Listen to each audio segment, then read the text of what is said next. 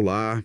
Hoje a gente vai pegar para analisar o primeiro capítulo de um livro chamado O Privilégio de Ser Obreiro, do Daniel Reis. Isso aí. A nossa fonte é um guia, assim, de formação para líderes cristãos, e a nossa missão aqui é tentar desvendar uma ideia que, vamos combinar, vai um pouco na contramão do que a gente pensa sobre liderança. Com certeza, muitos veem liderança, mesmo na igreja, como uma posição de status, de destaque, mas esse livro propõe uma inversão total. Hoje a gente vai investigar o que acontece quando o serviço e não status se tornam o verdadeiro motor de uma vocação. Olha, essa pergunta é o centro de tudo. O autor já começa quebrando essa expectativa no próprio título, né? Usando a palavra privilégio. Exato. Ele argumenta que ser um obreiro, que é um trabalhador, né, na obra de Deus, não é um peso, mas uma honra. E para dar uma base para essa ideia, ele busca uma definição lá na Enciclopédia Bíblica do Orlando Boyer, que diz que obreiro é aquele que coopera no desenvolvimento de uma empresa ou de uma ideia. Coopera. Gostei dessa palavra. A palavra-chave é essa. Coopera. A visão não é do líder solitário lá no topo, mas a do colaborador que está engajado num projeto muito, mas muito maior que ele. Certo, essa ideia de cooperação já muda totalmente a perspectiva. E o texto, logo de cara, já bota um padrão de qualidade altíssimo para esse cooperador, né? Ele cita 2 Timóteo 2,15, Sim. que diz pro obreiro se apresentar a Deus aprovado, como alguém que maneja bem a palavra da verdade.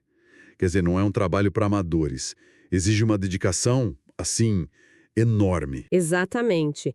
E essa dedicação não pode vir de uma ordem de fora, de uma obrigação. O autor insiste muito nisso, na convicção pessoal. Ele adverte contra a ideia de fazer o trabalho só por fazer, sabe? Ah, porque alguém mandou. Isso, porque alguém mandou. Ele usa outra passagem de Colossenses que diz: atenta para o ministério que recebeste no Senhor, para o cumprires. A ideia é que a pessoa precisa ter uma clareza interna, uma certeza profunda de que aquele é o lugar dela. Sem essa convicção, o serviço vira uma coisa mecânica e, com o tempo, insustentável. E essa convicção é para quê exatamente? O texto conecta isso com a própria raiz da palavra ministério, né? Sim, e aqui está uma das chaves do capítulo. A palavra ministério vem do grego diakônia. Diacônia. E a tradução literal é simplesmente serviço. Mas essa origem, olha, é um verdadeiro choque cultural para a nossa visão moderna de liderança. No mundo greco-romano daquela época, diacônia era um termo que, assim, estava ligado a um serviço humilde, quase servil, tipo de um garçom que serve às mesas. Peraí, quer dizer então que, na sua origem, um ministro era mais parecido com um garçom do que com, sei lá, um CEO? Exatamente essa provocação. Ao adotar essa palavra, o cristianismo primitivo estava virando a pirâmide de poder de cabeça para baixo. O líder não é o que está no topo sendo servido, Uhum. mas o que está na base. Isso que está na base, com avental servindo a todos. O autor resgata essa ideia radical para nos lembrar que o cargo é, na verdade, uma função de serviço.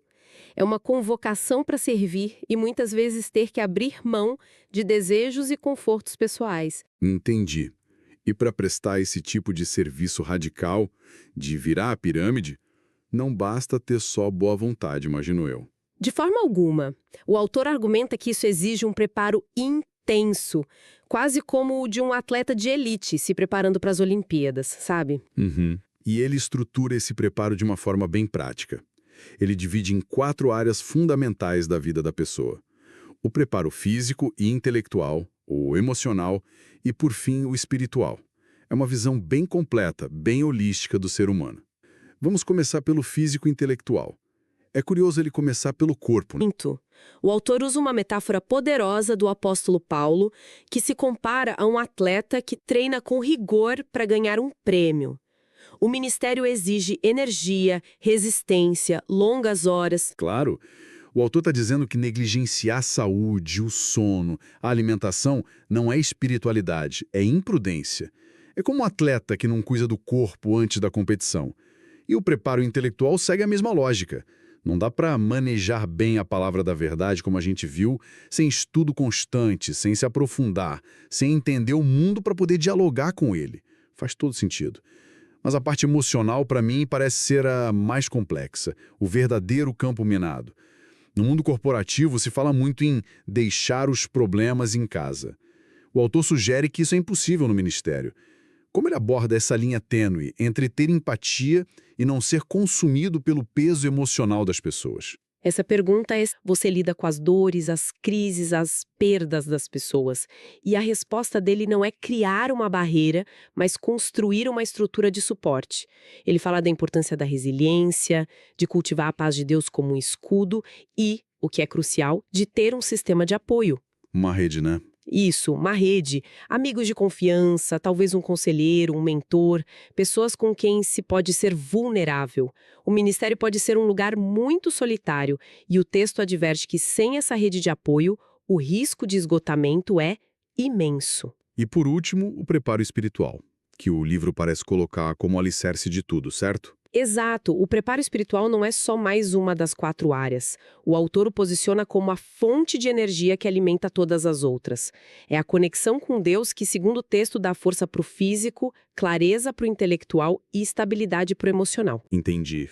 A imagem usada é a de se tornar um utensílio, é a purificação interna que qualifica para a ação externa. Ok, então a gente tem esse processo intenso de preparação interna.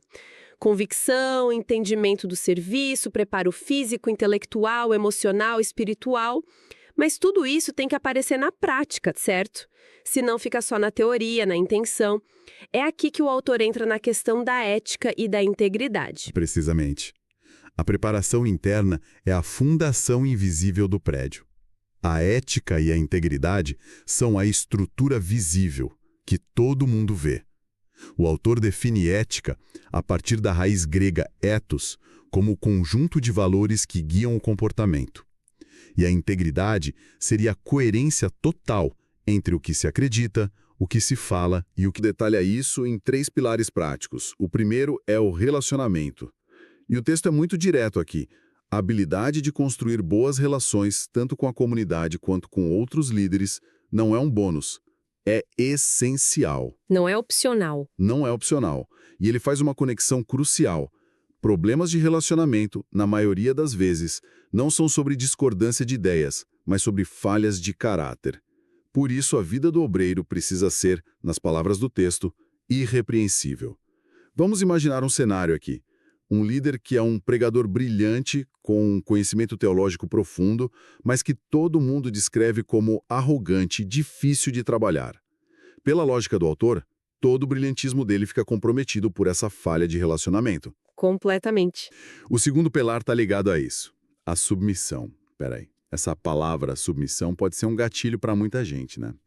E um contexto com tantos casos de abuso de poder em instituições, inclusive religiosas, como o autor garante que essa submissão humilde não se transforme numa obediência cega e perigosa? Essa é a ressalva mais importante a ser feita, e o autor aborda isso.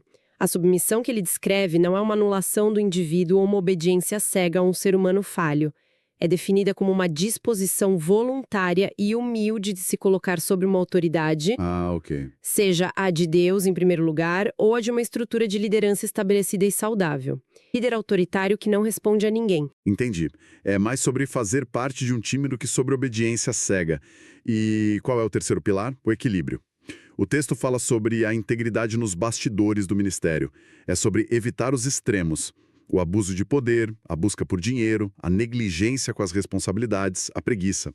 É a manifestação da integridade quando ninguém está olhando. Se os relacionamentos são a face pública da integridade, o equilíbrio é a sua espinha dorsal privada. Ou o fracasso no ministério. É onde, a borracha encontra a estrada. É exatamente isso. As prioridades são a aplicação prática de toda a ética e preparação. E a ordem que o autor propõe é muito específica e para alguns pode ser até radical. A primeira e absoluta prioridade é a intimidade com Deus. E profundo. A imagem que ele usa é a do Salmo 42, da corça que anseia desesperadamente por água. Essa sede espiritual que deve vir em primeiro lugar, junto com a humildade de saber que o serviço é para a glória de Deus, não para a própria.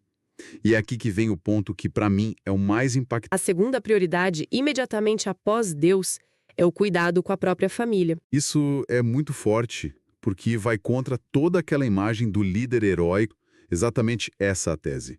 Ele cita 1 Timóteo 3,5, porque se alguém não sabe governar a sua própria casa, terá cuidado da igreja de Deus. A lógica é implacável. O lar é o primeiro campo de ministério. A forma como um líder trata seu cônjuge, seus filhos, como ele administra a sua casa, é o testemunho mais poderoso de sua integridade. Nossa, o autor posiciona a família não como uma distração do serviço, mas como parte fundamental e comprovação dele. Um fracasso no lar, nessa perspectiva, invalida a legitimidade do Ministério Público. Uau! E só então, em terceiro lugar, vem a vida ministerial em si. Exatamente, o cuidado com a congregação, o ensino, o discipulado, tudo isso vem como a terceira prioridade. A lógica é que essa atividade só vai ser saudável e sustentável se as duas primeiras prioridades, Deus e a família, estiverem sólidas e no lugar certo. Claro. O autor conclui que a grande maioria dos fracassos ministeriais que a gente vê por aí não acontece por falta de talento ou de oportunidade, mas por uma inversão dessa ordem de prioridades. Então, se a gente for resumir nossa análise, o que extraímos neste capítulo é um projeto de vida de serviço que começa de dentro para fora. Ele responde à nossa pergunta inicial sobre o que acontece quando o serviço e não o status é o motor. A resposta parece ser: tudo muda. Muda tudo. Começa com uma chamada que é um privilégio e exige convicção. Isso leva a uma preparação total do ser, física, mental, emocional e espiritual. Essa fundação sustenta uma conduta de integridade visível que se prova na prática por uma ordem de prioridades muito clara.